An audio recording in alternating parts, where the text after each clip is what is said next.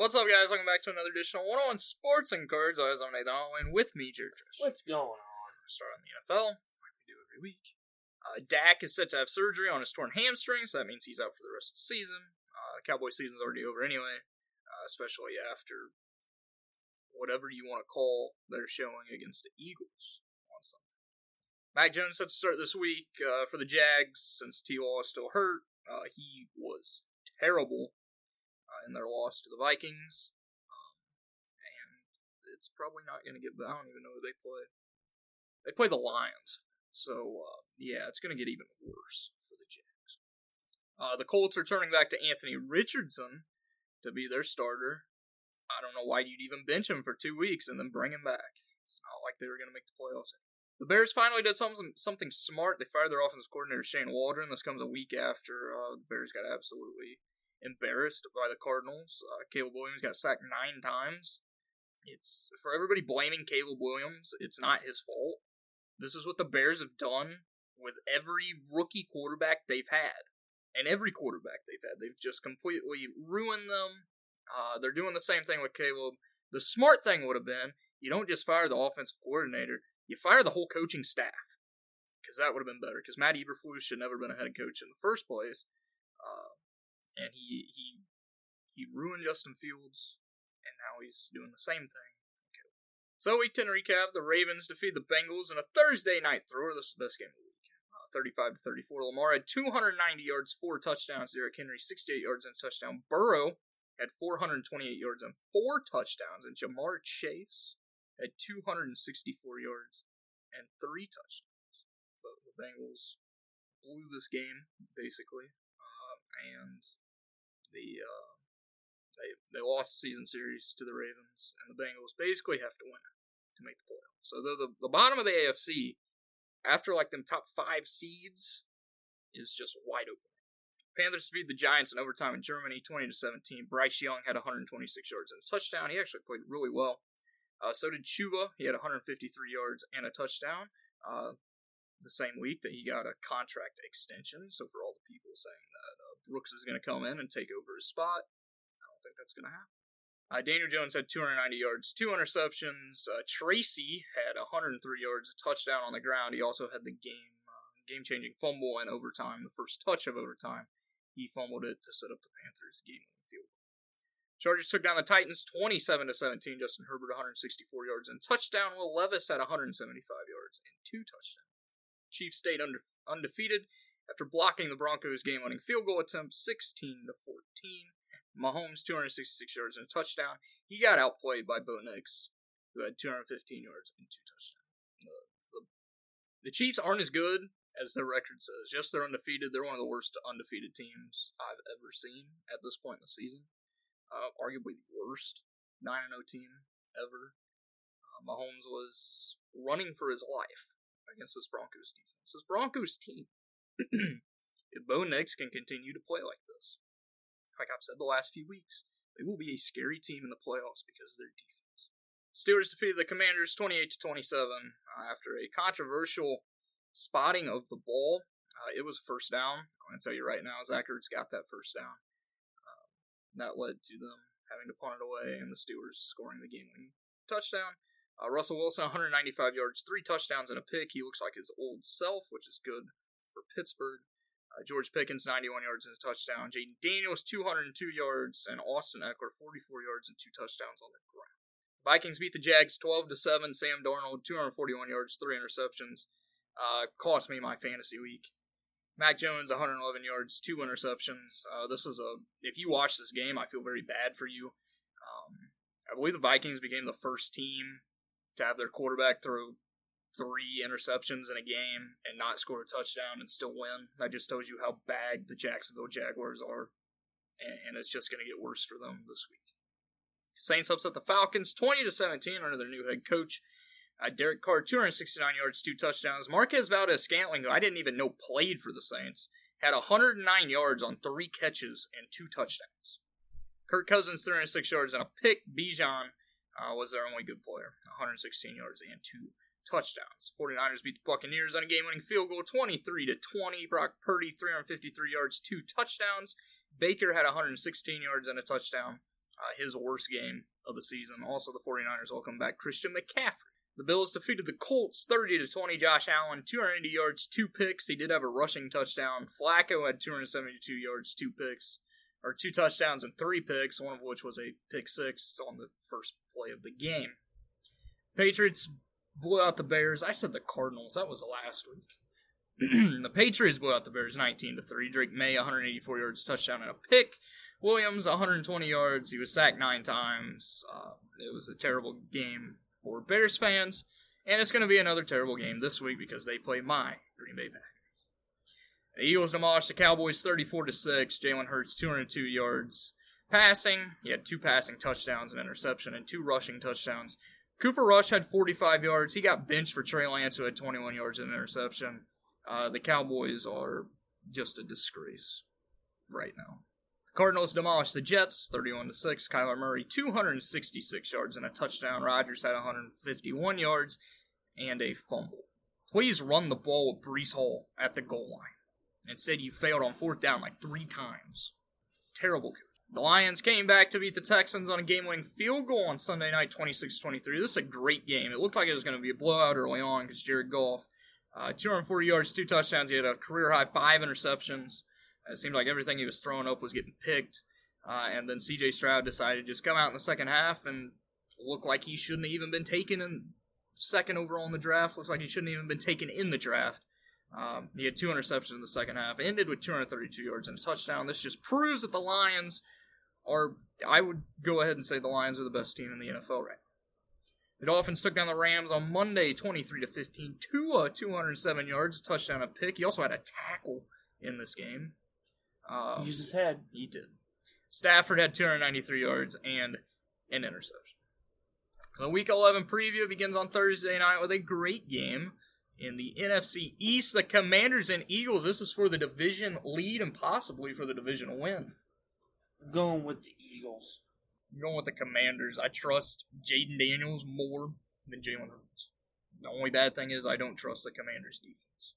Packers and Bears. I'm going with the Bears. You're an idiot. I'm going with the Packers. You're going to say the Bears have been blown out the last 2 weeks. Daily. They haven't scored a touchdown in 24 drives. Yeah, they got it. Okay. Ravens Steelers. This is a huge game at the top of the AFC North. Ravens. I'm going with the Steelers at home. I think the Steelers, they have a better defense. The Ravens can't stop anybody. Jags Lions. Lions by about 55. I'm going to agree with that. Rams Patriots. I'm going to go with the Rams. I'm going to go with the Patriots. This Rams, I don't know what happened with this Rams team. I guess losing Aaron Donald to retirement just made their defense one of the worst in the league. The Patriots are solid with Drake May at quarterback. So I'm going with the upset. Browns and Saints. They both suck. The Saints. I'm going with the Browns. Jameis, baby. Colts Jets. I'm going to go with the Jets. I'm going with the Jets just because Anthony Richardson's starting. If Joe Flacco was starting, I'd pick the Colts. But Anthony Richardson isn't going to go out and impress with like 5 interceptions. Because he sucks. Vikings Titans. Vikings. I'm going with the Vikings. Mason Rudolph should still be the starting quarterback for the Titans. That's just me. Raiders Dolphins. Dolphins. I'm also going with the Dolphins. Falcons Broncos. Broncos. I'm also going with the Broncos. Seahawks 49ers. 49ers. Seahawks suck right now. That's a fact. I'm also going 49ers. The game that should be the Sunday night game. Chiefs Bills. Bills. I'm also going with the Bills. The Bills are the second best team in the AFC behind the Ravens right now. The Sunday night game is a matchup between Joe Burrow and Justin Herbert. Bengals Chargers. Bengals. I'm going with the Chargers. Chargers are the better team. Monday night, it's a battle of Texas, although I don't expect this to be a battle at all. It's Texans-Cowboys. Texans in a blowout. Maybe. No, it's going to be a blowout. Well, you trust Cooper Rush? Mm-hmm. Nobody trusts Cooper Rush. I trust him more than Trey Lance. Dude, he is ass. The fact that they're not starting Trey Lance, though. Yeah. Like, why would you trade for him? Yeah, and not use him. Especially with their situation. Yeah. Like, let him get reps. Like, this just proves that they didn't believe in him, and they traded like a 3rd or 4th round pick for him. So that's just a wasted pick for a team that needs everything. Who knows? right Maybe now. he does good if you can trade him and get a better pick than what you gave up for him. Maybe he plays great, which he's not because he's ass. But he's been put in bad situations. He's not ass. You put him in a good quarterback situation. Like if the Packers would have traded for him instead of Malik Willis as the backup, could have worked. Moving on to the association, Greg Popovich, we finally found out what happened with him. He suffered a mild stroke. His return is unknown, so Pop, get better. Take your time coming back. We all know you're going to come back because you're going to die on the court. The Cavs are 12-0. They're the last undefeated team. I don't know how. They've had a lot of close wins, including 2 close wins with the Bucks. they just know how to get the job done. This is not going to continue, though, because they are shooting an unbelievable percentage from 3, and that's not going to continue throughout the rest of the season. The Pelicans have been hit by the injury bug. They were already without DeJounte Murray and Trey Murphy. They've now lost Zion, who has a hamstring injury. Who would have thought? Zion getting hurt seems like happens every year. I found this quick. He has not played in 60-something% of his games. Dude's a bust. He's the biggest bust of all time. Also, after he got injured, trade rumors started today about him. You do realize the Pelicans are a solid team if everybody's healthy. Yeah. So why would they trade away their biggest star that's still trying to figure it out? And also, they're not going to get crap for him because the dude can't stay on the court. The Lakers are the favorite. Why would the Lakers want him? He doesn't fit their roster at all. Yeah. And he's another... That's exactly who they need to put next to Anthony Davis, another injury-prone player. Yeah. They're also without C.J. McCollum, Herbert Jones, Jordan Hawkins, who is having a great start to the season, and now Jose Alvarado. So their only starters that are healthy are Brandon Ingram, who is on the trade block, and their rookie Yavis Missy, who's a rookie. So the Pelicans they're struggling. Chet Holmgren's also struggling. He's out 8 to 10 weeks after a hip fracture. This is a huge loss to the Thunder, who are now without him. Isaiah Hartenstein's already hurt, and their backup center, Jalen Williams, the worst of the 2 Jalen Williams. Not to say he's not good, because he is good, but the worst of the 2 Jalen Williams is also hurt. They put out their starting lineup the other day, where Shea was their tallest player at 6'6". They also won that game, and Shea had a career-high 45 points. But they have to make a move for another center, because you cannot put out your starting center cannot be the better Jalen Williams at 6'5". Yeah, it just can't happen, especially in the West when you have to go up against Jokic, Wemby, AD, who's right now the MVP front runner. There's just too many good centers in the league. Get a win. The Bucks continue to struggle. They are 3-8. They did beat the Raptors last night. Which isn't that hard to do. The Raptors have the worst record in the league right now. Although Grady Dick has been very good, like I said. Other than that, they've had a bunch of injuries as well. And there's been just a ton of injuries this year.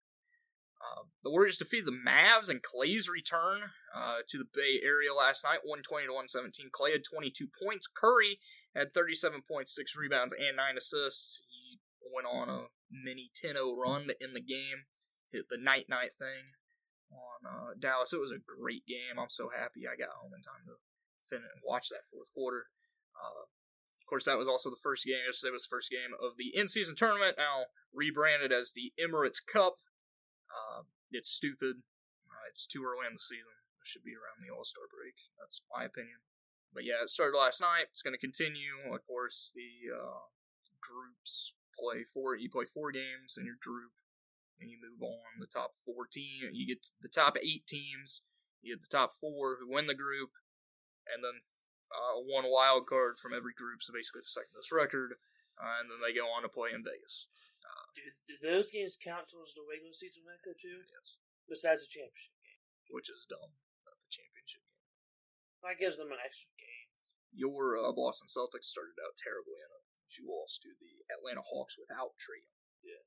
Also, I want to give some props to my boy Dyson Daniels of the Atlanta Hawks. He's finally getting playing time. He's averaging 14 points per game. He had a career-high 28 last night against the Celtics. He's also leading the league in steals at 3.6 per game, which is crazy when you think about it. He had an 8-steal game the other night. I bet the Pelicans are thinking, why the hell didn't we play this game? I've always said Dyson Daniels was good if he got playing time. He said to develop. He had the shooting. He's been great for the Hawks. He's been even better since Trae Young's been. In the Western Conference, the Thunder are 9-2. The Warriors are 9-2 after their win last night. The Suns are 8-2. KD is out with an injury for the Suns, another big name player.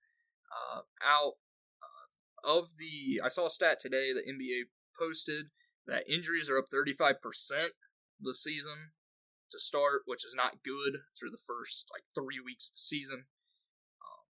I don't know what's happening. The Pelicans might as well just fire their whole training staff because it's normal to get one or two players injured, but your whole lineup, that's not right. So they got to do something. Joel Embiid made his return last night against the Knicks. He had 13 points, 3 rebounds, 5 assists. He shot 2 of 11 from the field. Him and Paul George are out in tonight's game since it is a back-to-back. Joel Embiid did say that he will not play a back-to-back for the rest of his career. He's such an idiot. I hate him. He doesn't even try on defense anymore. He's just not that good of a player.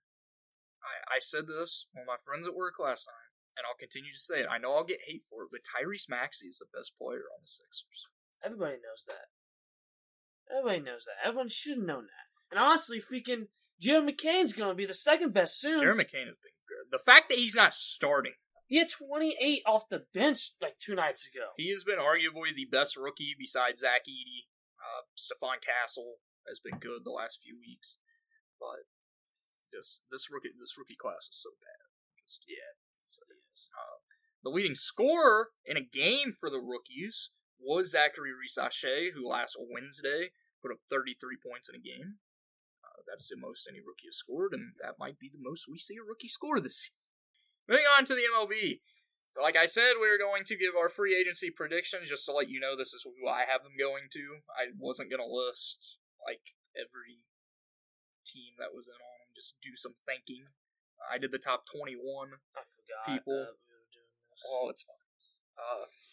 Of course, we're going to get to award finalists first and the Silver Sluggers, tell you who got snubbed. But the biggest news in baseball right now, besides Juan Soto's impending free agent signing, is Roki Sasaki is said to be posted and become a free agent. The Dodgers are the favorites to get him. Apparently, he's actually came out and said he wants to be a Dodger. So that's already cooked. This kid is amazing. This is better than he is better than Yamamoto. He averaged 1.2 strikeouts an inning over his career in Japan. You got to strike out every inning he was out there at least. What you guys don't realize is this is the guy that we all thought Yamamoto could be. I've been high on Roki since I first watched him before the World Baseball Classic when everyone finally realized, oh crap, this dude's pretty good. I've knew about him for a while. Was it the last WBC he played in too? Yeah. And he was outstanding. That's when I kind of seen him. Many people expected him to be posted last year. They didn't. Yeah. I think he either goes to the Dodgers or the Mets. Shohei's also good. Well, they've all played together. Yeah. So, I mean, just chalk it up. The Dodgers are going to get Soto. They're going to get freaking Roki. They need... Hell, they might get Alex Bregman because the full baseman Max Muncy kind of sucks. They're just gonna get everybody on this thing. Why not? Fuck it. It's the Dodgers. They'll just give you, here's $100,000. What we'll pay you $400 million for the rest of your life when you retire. Something has to change because it's ridiculous. Something does have to change. They need a salary cap. Yes, and they need a salary floor because you cannot keep having the Nationals have the 4th richest owner in MLB in the Werner family. They have one of the lowest payers. Yeah. You can't continue to see the Rays, the A's, the Nats, all these teams just continue to not pay players. There has to be a floor. Yeah.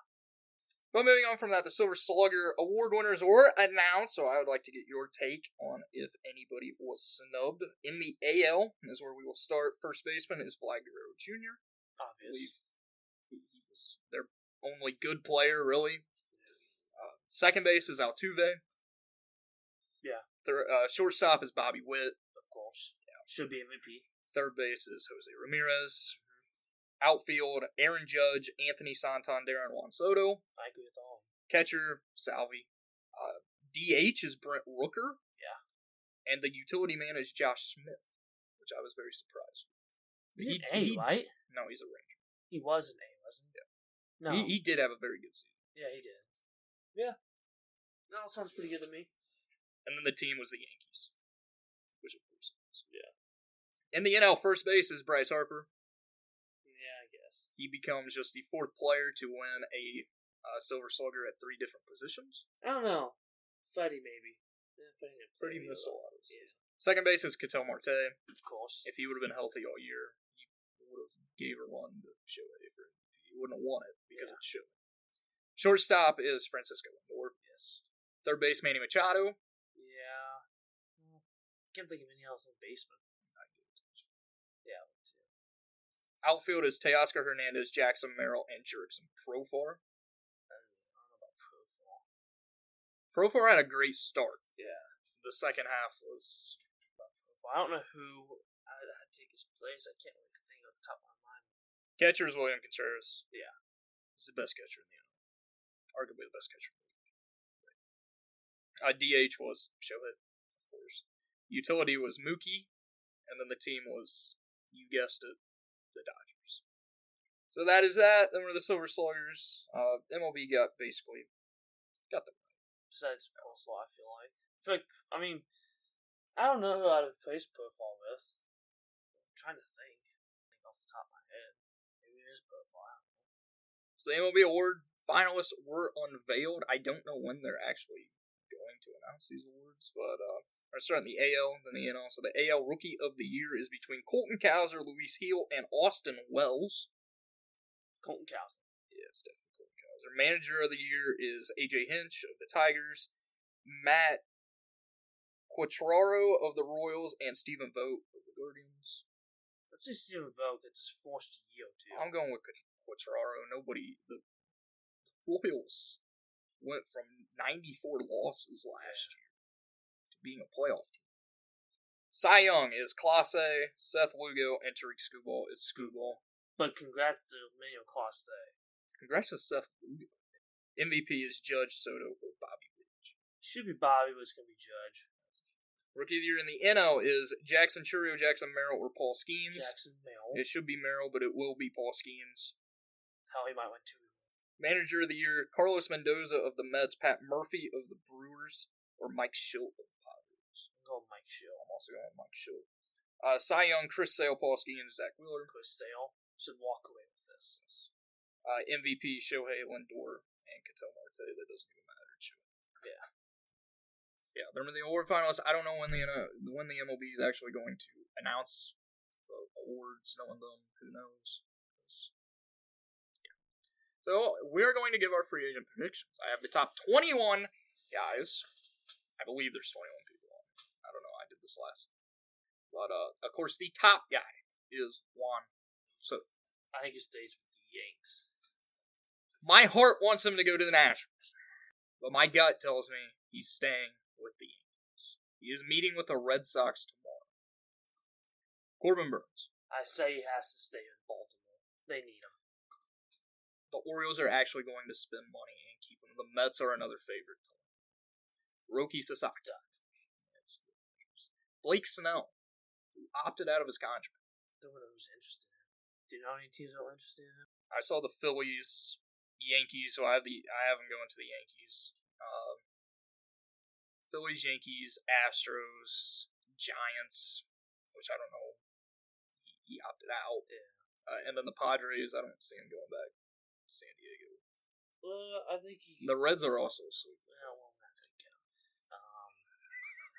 Yankees. He's going to go back. He's going to go to the Yankees. Alex Bregman, it's basically between two teams. The Nationals and the Astros. I think he stays with the Stros. I'm saying he goes to the Nationals. He's been in Washington, D.C. for the last 2 weeks. Max Fried. This would be one I'd love the Reds to get. They are a front runner. I would love to have Max Fried for the Reds. I am going to the Cubs. Anthony Santander. It's a good pickup. Underrated too. I really think think the Orioles should keep him. Yeah, that's what I'm thinking too. But I picked him to go to the Phillies. They're looking to get an outfielder. They're also, Alec Bohm is on the trade after his abysmal end to the season. Apparently they don't like his attitude. Pete Alonso. I really feel he's going to go to the Yankees. I feel like they're going to get rid of Wizzo. I kind of want him as a national, who are a front runner of them. The Mets, of course, the Yankees, and the Astros are front runners. I say he goes to Houston. Willie Adames, who's one of the most underrated guys in this free agent class. We need a shortstop. Just to let you know, there is one team that's already offered him a contract. It's the Mets, but they want him to switch to third, which he does not want to do.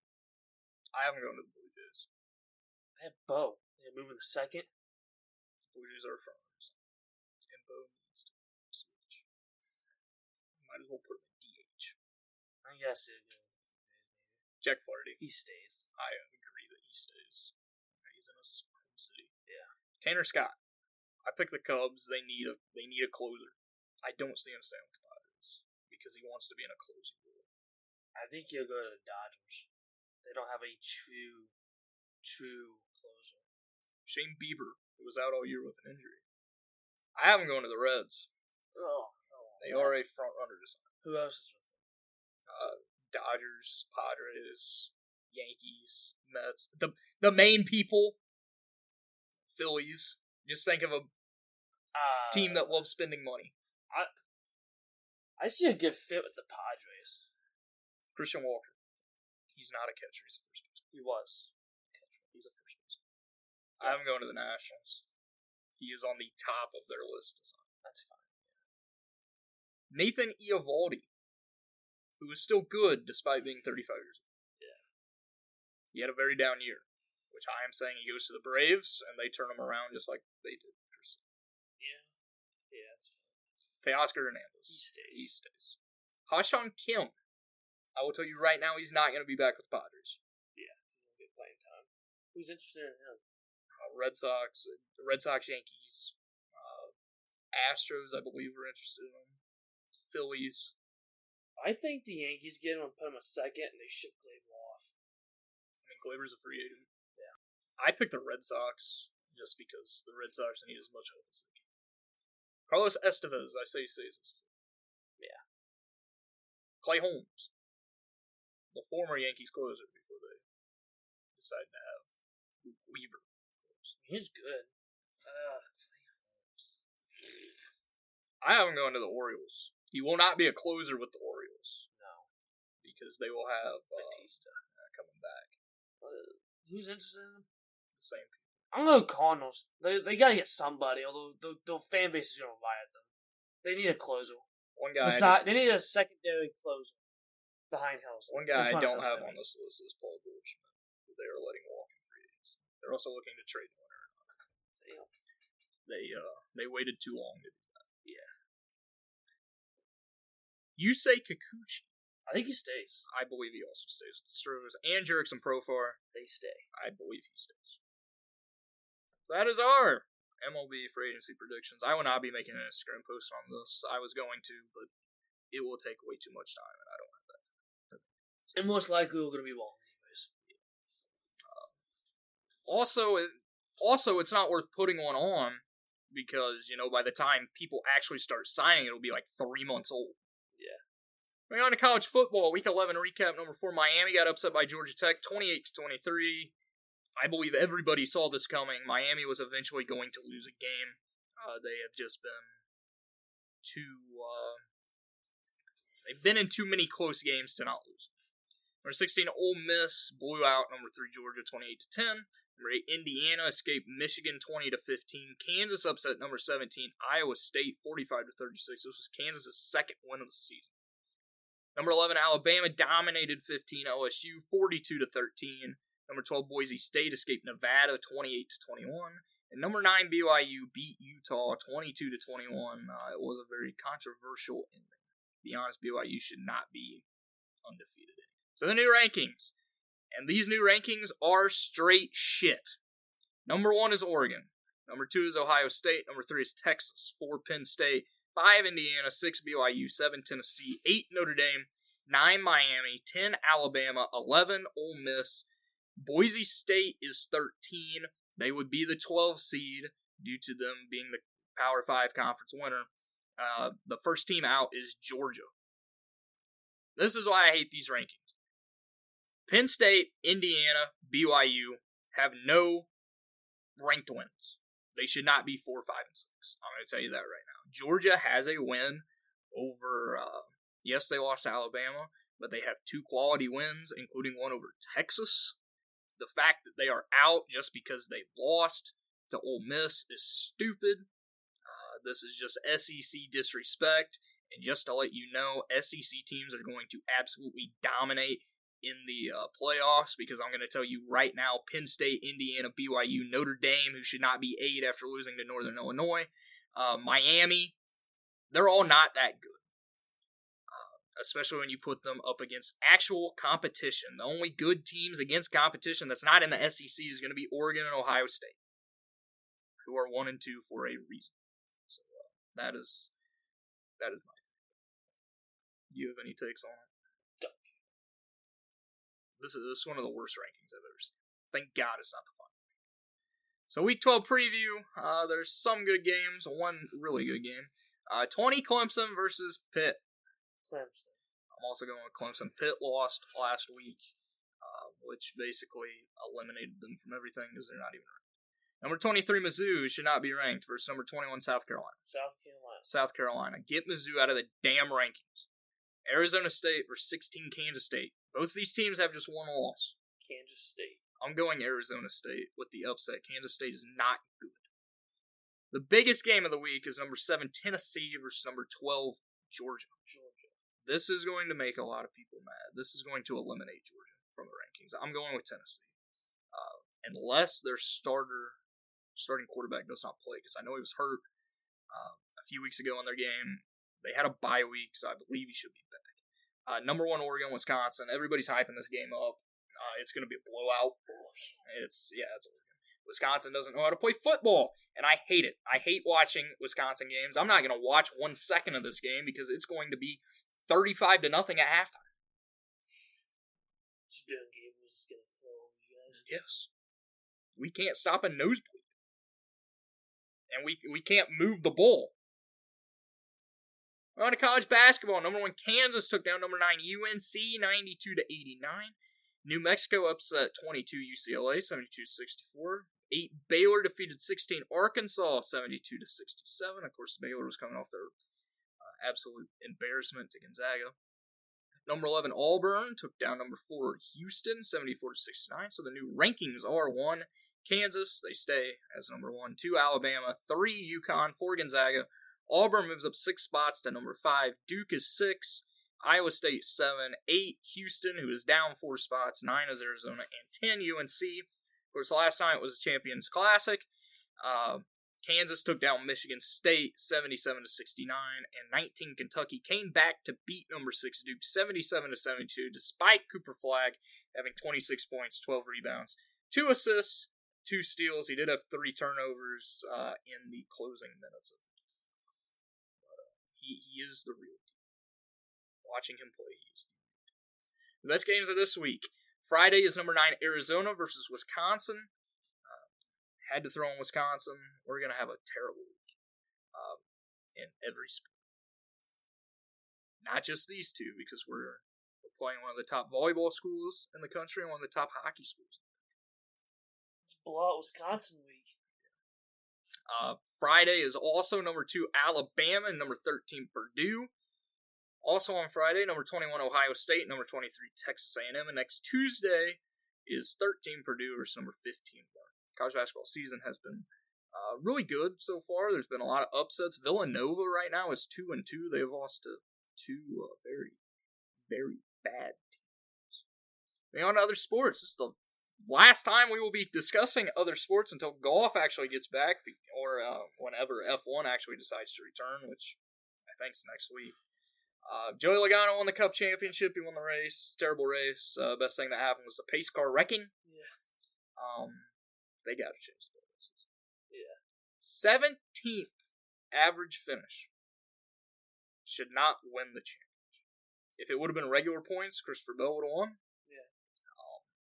And also, people saying that it wouldn't be exciting to see, like a season-long race like it used to be in the Winston Cup when it was the Winston Cup Series. Because, the championship would be over with 3 races left. Christopher Bell, by the time they exited Darlington earlier in the season, the second race at Darlington, he would have made up almost 200 points to win the championship. He would have won it by 5 points. For everybody saying that, it's stupid. The fact that Joey Logano has 3 championships, he deserves one of them. And just think, if he wins one more, people are going to be talking about Joey Logano being better than Jeff. And if anybody ever brings that up, my God, they're an idiot.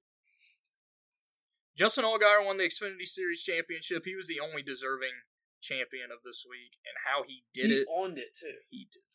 This was the best race of the weekend.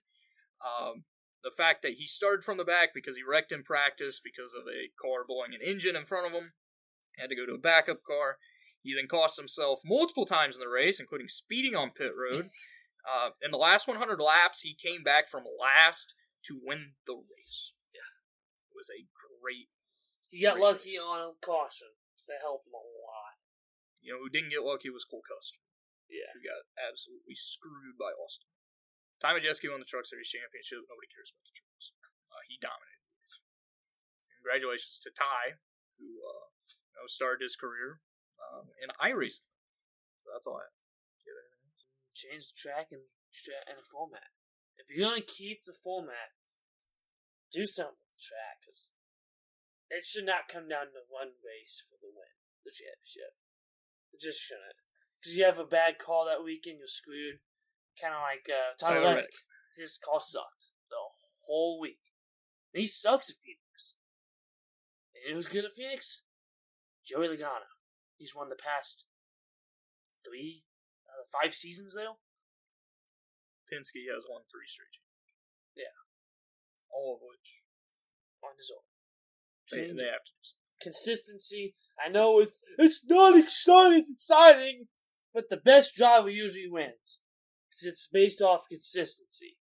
If we did this in dirt racing, holy crap, people would end up in the catch fence so they'd take it to the lap. In fact, I also want to blame Ryan Blaney for this finish. I know your teammates, but Tony Stewart once said he would wreck his own mom to win a championship. Yeah. If he got close to it at the end of the race, I'm overdriving. And I'm hitting him at least once. I'm just gonna give him a little bump in the wheel. I'm not gonna pull an Austin Dillon move and just, NASCAR heat it down to the inside, cut the corner, and just basically try to kill a man. But I'm gonna move him out of the way.